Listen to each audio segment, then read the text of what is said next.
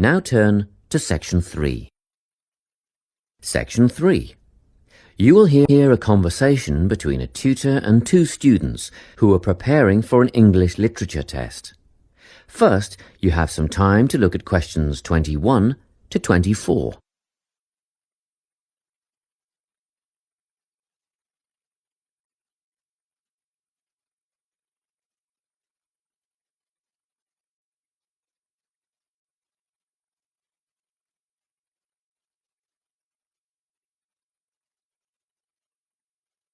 Listen carefully and answer questions 21 to 24. Hello, Lorna, Ian. Glad you could make it. You're the only two who put your names down for this literature tutorial, so let's get started, shall we? I want to run over some aspects of the novel The Secret Garden with you before the test next week. Be sure to take some notes and ask questions if you need to. Hey, Lorna, have you got a spare pen? Sure, here you are. Okay, so the story follows two key characters. You should refer to them as protagonists, who go by the names of Mary Lennox and Colin Craven. The story is set shortly after the turn of the 20th century, and the narrative tracks the development of the protagonists as they learn to overcome their own personal troubles together. That's quite a common storyline, isn't it? Yes, you're right, Lorna. So what can you tell me about the character of Mary? Well, in the beginning, she is an angry, rude child who is orphaned after a cholera outbreak and forced to leave India and move to the United Kingdom to her uncle's house in Yorkshire. That's right. And there she meets Colin, who spends his days in an isolated room, believing himself to be permanently crippled, with no hope of ever gaining the ability to walk. The two strike up a friendship, and gradually learn, by encouraging each other, that they can both become healthy, happy and fulfilled in life. Will we need to remember a lot of these details for the exam? Just the basic outline. Examiners don't want to read a plot summary. They know what the book is about. Focus on narrative techniques instead, such as point of view. What's that mean? It's all about how we see the story. This story, for example, is written from the perspective of what is called an omniscient narrator. Omniscient means all-knowing. So, as readers, we get to see how all the characters feel about things, what they like and don't like, and what their motivations are in the story. Before you hear the rest of the conversation, you have some time to look at questions 25 to 30.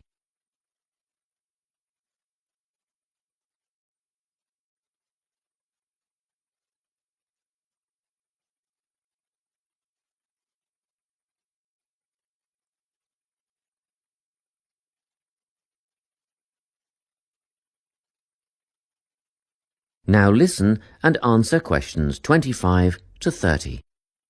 Won't it be hard to write a technical analysis? After all, it's a kid's book. Well, it was initially pitched at adults, you know. But over the years it has become seen as a more youth-orientated work. And you're right in a sense.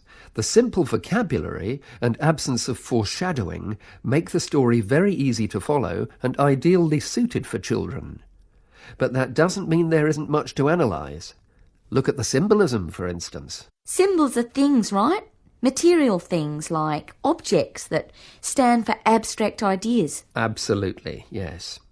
And the author uses many of them.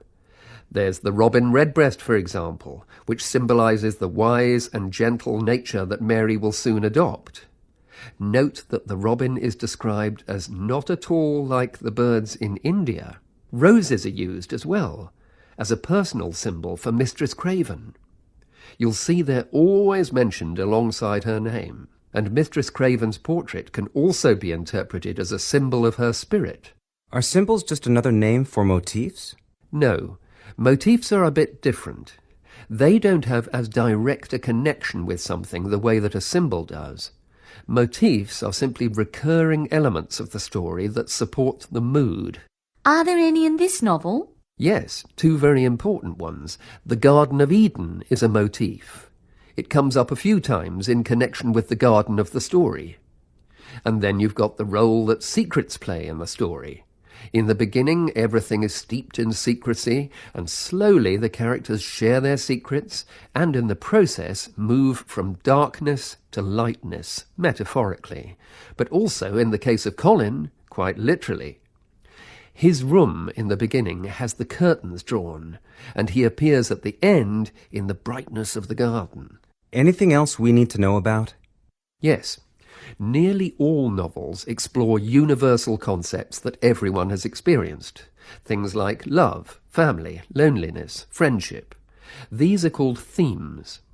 The Secret Garden has a few themes that all centre on the idea of connections. The novel explores, for example, the way that health can determine and be determined by our outlook on life. As Colin's health improves, so too do his perceptions of his strength and possibility. The author also examines the link between our environment and our physical and emotional prosperity. The dark, cramped rooms of the manor house stifle the development of our protagonists. The garden and natural environments allow them to blossom, just as the flowers do. Finally, this book looks at connections between individuals, namely Mary and Colin. This necessity of human companionship is the novel's most significant theme, because none of their development as individuals would have occurred without their knowing each other. Well, that about sums it up, I think. That's a great help, thanks. Yes, thanks very much. That is the end of section 3. You now have half a minute to check your answers.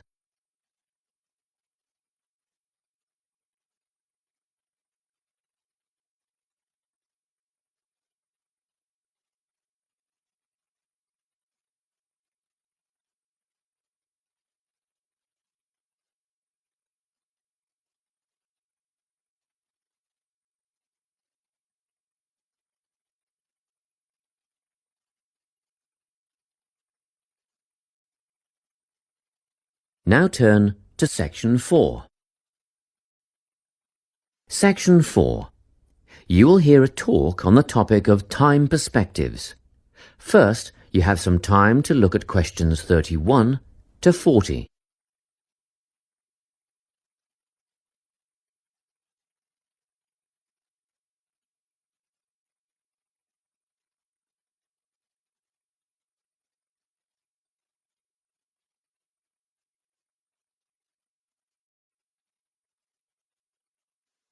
Listen carefully and answer questions 31 to 40. Today, I'm going to be talking about time. Specifically, I'll be looking at how people think about time and how these time perspectives structure our lives. According to social psychologists, there are 6 ways of thinking about time, which are called personal time zones. The first 2 are based in the past. Past positive thinkers spend most of their time in a state of nostalgia, fondly remembering moments such as birthdays, marriages, and important achievements in their life. These are the kinds of people who keep family records, books, and photo albums. People living in the past negative time zone are also absorbed by earlier times, but they focus on all the bad things, regrets, failures, poor decisions. They spend a lot of time thinking about how life could have been. Then, we have people who live in the present. Present hedonists are driven by pleasure and immediate sensation. Their life motto is to have a good time and avoid pain. Present fatalists live in the moment too, but they believe this moment is the product of circumstances entirely beyond their control. It's their fate, whether it's poverty, religion, or society itself. Something stops these people from believing they can play a role in changing their outcomes in life. Life simply is, and that's that. Looking at the future time zone, we can see that people classified as future active are the planners and go-getters. They work rather than play and resist temptation. Decisions are made based on potential consequences, not on the experience itself. A second future-orientated perspective, future fatalistic, is driven by the certainty of life after death and some kind of a judgment day when they will be assessed on how virtuously they have lived and what success they have had in their lives. Okay, let's move on. You might ask, how do these time zones affect our lives? Well, let's start at the beginning. Everyone is brought into this world as a present hedonist. No exceptions. Our initial needs and demands, to be warm, secure, fed, and watered, all stem from the present moment. But things change when we enter formal education. We're taught to stop existing in the moment and to begin thinking about future outcomes. But did you know that every 9 seconds, a child in the USA drops out of school? For boys, the rate is much higher than for girls. We could easily say, well, boys just aren't as bright as girls. But the evidence doesn't support this. A recent study states that boys in America, by the age of 21, have spent 10,000 hours playing video games. The research suggests that they'll never fit in the traditional classroom because these boys require a situation where they have the ability to manage their own learning environment. Now, let's look at the way we do prevention education. All prevention education is aimed at a future time zone. We say, don't smoke or you'll get cancer. Get good grades or you won't get a good job. But with present-orientated kids, that just doesn't work. Although they understand the potentially negative consequences of their actions, they persist with the behavior because they're not living for the future. They're in the moment right now. We can't use logic, and it's no use reminding them of potential fallout from their decisions or previous errors of judgment. We've got to get in their minds just as they're about to make a choice. Time perspectives make a big difference in how we value and use our time. When Americans are asked how busy they are, the vast majority report being busier than ever before. They admit to sacrificing their relationships, personal time, and a good night's sleep for their success. 20 years ago, 60% of Americans had sit-down dinners with their families, and now only 20% do. But when they're asked what they would do with an 8-day week, they say, that'd be great. They would spend that time laboring away to achieve more. They're constantly trying to get ahead, to get toward a future point of happiness. So, it's really important to be aware of how other people think about time. We tend to think, that person's really irresponsible, or that guy's power hungry. But often, what we're looking at is not fundamental differences of personality, but really just different ways of thinking about time. Seeing these conflicts as differences in time perspective, rather than distinctions of character, can facilitate more effective cooperation between people and get the most out of each person's individual strengths. That is the end of section 4. You now have half a minute to check your answers.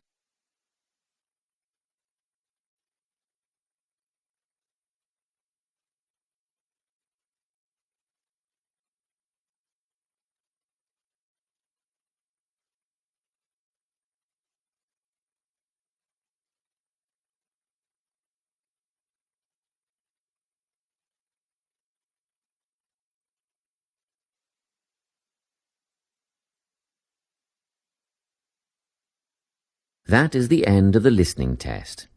You now have 10 minutes to transfer your answers to the listening answer sheet. Now that you've completed the practice test, download the answers attached to see how well you have done. To calculate your band score for the listening test, please look at the table below.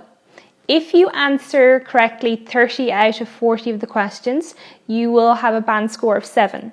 Remember, the key to getting a high mark in the listening test is understanding the layout of the exam and practice. It is about knowing that there are 4 sections in the test, that the test lasts 30 minutes, and that you will only hear the tape played once, which is extremely important to remember. The second key to getting a high mark in the listening test is practice. Practice as many listening IELTS exams as you can.